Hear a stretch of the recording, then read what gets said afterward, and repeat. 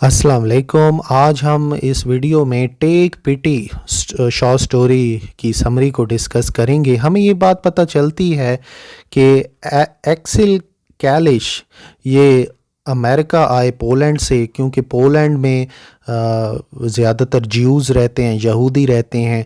तो हिटलर ने इसकी सारी फैमिली को मार डाला और सिर्फ एक्सेल अपनी फैमिली को बचाकर कुछ अपने मेंबर्स को बचाकर बाकी जो इसके भाई बहन थे और वालिद और माँ थे वो उनको हिटलर ने मार दिया।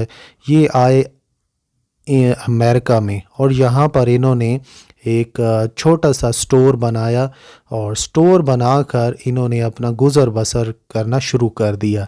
एक्सेल की एक बीवी भी थी एवा और इनकी 2 बच्चियां भी थीं।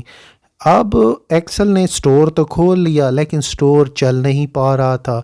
स्टोर के अंदर जो चीज़ें थीं वो भी कम होती जा रही थी, इतना मुनाफा नहीं था।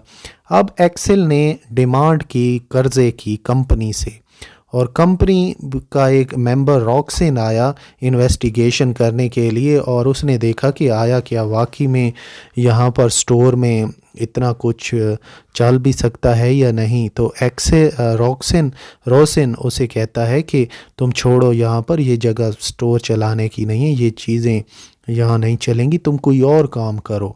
अब हुआ क्या कि जो एक्सेल था वो बीमारी की वजह से मर गया और अपने पीछे एक बेवा को छोड़ गया और 2 बेटियों को छोड़ गया।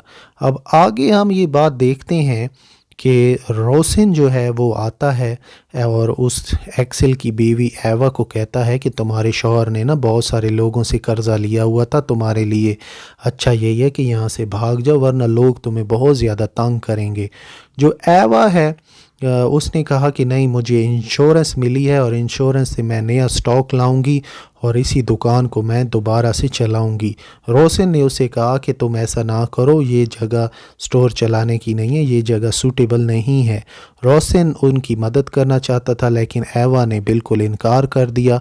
रोसिन ने इवन के शादी की ऑफ़र भी की और उसको कहा कि अगर तुम कहती हो तो मुझसे शादी ना करो तो कोई और मैं तुम्हें आदमी अमीर ढूंढ देता हूँ, उससे शादी कर लो और अपनी बच्चियों के बारे में सोचो। साथ में रोसिन इतना अच्छा आदमी था कि एक दिन एवा और एक्सेल की 2 बेटियां इसको रास्ते में मिली और उनको कुछ इसने खाना भी लेकर दिया, लेकिन दोनों बेटियां ये बात कहती थी कि हमारी माँ ने मना किया है कि कोई चीज़ बाहर से मत लेना। अब सारी कोशिशें करने के बाद रोसिन जो था वो बिल्कुल नाकाम हो गया। उसने क्या किया कि उसने अपनी विरासत लिखवाई, विल लिखवाई और उसके अंदर जितनी भी चीज़ें थीं वो सारी की सारी एवा और उसकी बेटियों के नाम कर दी। और अब उसने ये फ़ैसला किया कि मैं ऐसा करता हूँ कि ख़ुदकुशी करने की कोशिश करता हूँ, लेकिन ऐसा भी वो ना कर सका, वो बच गया। अब एक दिन हुआ क्या कि रोसिन जिस दफ्तर में काम किया करता था वो अपने साथ वाले आदमी को ये सब कुछ बता रहा था कि इसी तरह मैं मदद करना चाहता हूँ एक फ़ैमिली की, लेकिन वो मेरी मदद एक्सेप्ट ही नहीं करते। जब वो थोड़ा सा उठता है और बाहर देखता है खिड़की से तो बाहर एवा खड़ी होती है।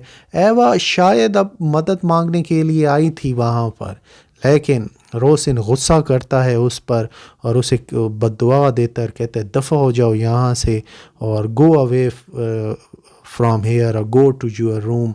इस तरह की बातें उसके सामने करता है। शायद वो बेचारी अब मदद मांगने के लिए आई थी, लेकिन ये बिहेवियर बहुत ही अजीब था। शायद वो उसको ये सब कुछ शायद वो एवा को ये दिखाने की कोशिश कर रहा था कि मेरे मरने के बाद जब जायदाद सब कुछ उसे मिलेगी तो वो ये ना सोचे कि रोज़न ने मुझ पे तरस खा के ये सारी चीज़ें मुझे दे दी हैं।